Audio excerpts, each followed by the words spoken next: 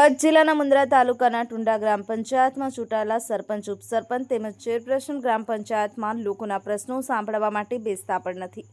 ખાલી ગ્રામ સભા કે સામાન્ય સભા સિવાય ગ્રામ પંચાયતમાં આવતા નથી અને સરપંચ લોકોના ફોન પણ નથી ઉપાડતા. જો એમને લોકોની વચ્ચે ન રહેવું હોય તો રાજીનામા આપી દેવા જોઈએ. બાકી લોકશાહી છે તો અમે બંધારણ મુજબ વિરોધ તો કરશું જ.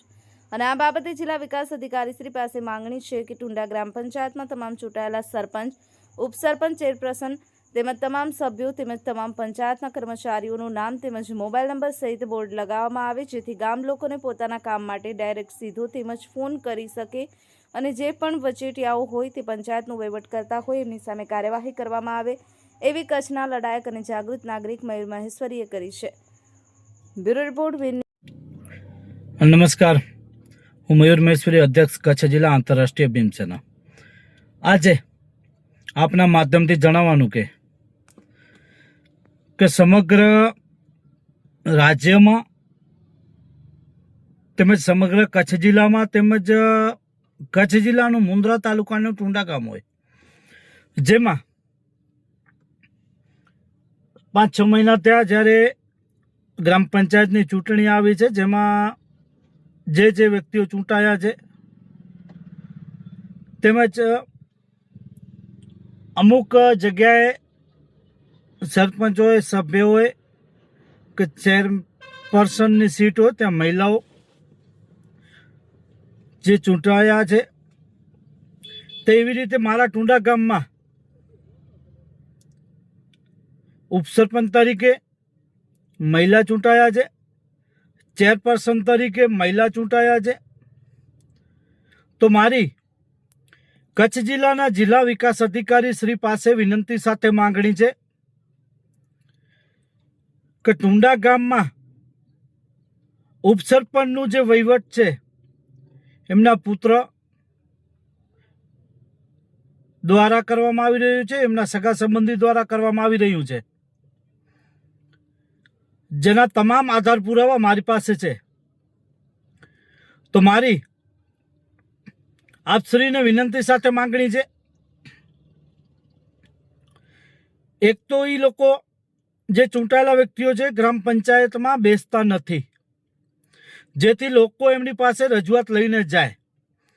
બીજી વસ્તુ કે જે સરપંચ છે એ ફોન ઉપાડતા નથી, પોતે ગ્રામ પંચાયતમાં બેસતા નથી, જેનું આપના દ્વારા સીસીટીવી ફૂટેજ મંગાવવામાં આવે. છેલ્લા 4 મહિનામાં ગ્રામ સભા સિવાય કે સામાન્ય સભા સિવાય એ લોકો ગ્રામ પંચાયતમાં પગ મૂક્યો હોય તો આ બાબતે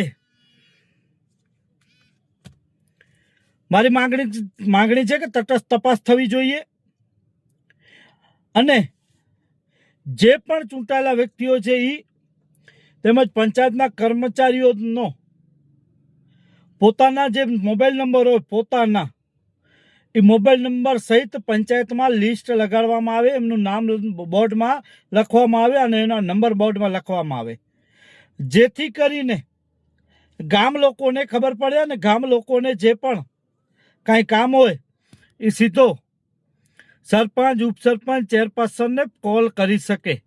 એમના પતિના કે એમના દેરના કે એમના ભાઈના કે એમના પુત્રોના નંબરની જરૂર નથી અને એમના પુત્રો કે ભાઈ કે દેર કે એમનો પતિ એ વહીવટ કરી શકે નહીં. તો આ બાબતે જિલ્લા વિકાસ અધિકારી શ્રી કચ્છ પાસે મારી વિનંતી સાથે માંગણી છે કે આ બાબતે આપ તટસ્થ તપાસ કરાવો અને ટુંડાના ગ્રામ પંચાયતના સીસીટીવી ફૂટેજ ચેક કરાવો. બીજું કે ઉપસરપંચના પુત્રનું, ટુંડા ગ્રામ પંચાયતના ઉપસરપંચનું પુત્રનું ટેલિફોન જે છે એનો મોબાઈલ છે એની કોલ ડિટેલ તપાસ કરાવો કે ગ્રામ પંચાયતનું જે વહીવટ છે એ કેમ કરે છે, શું કામ કરે છે અને કોની સાથે ટેલિફોનિક વાત કરેલી છે પંચાયતના કામ બાબતે.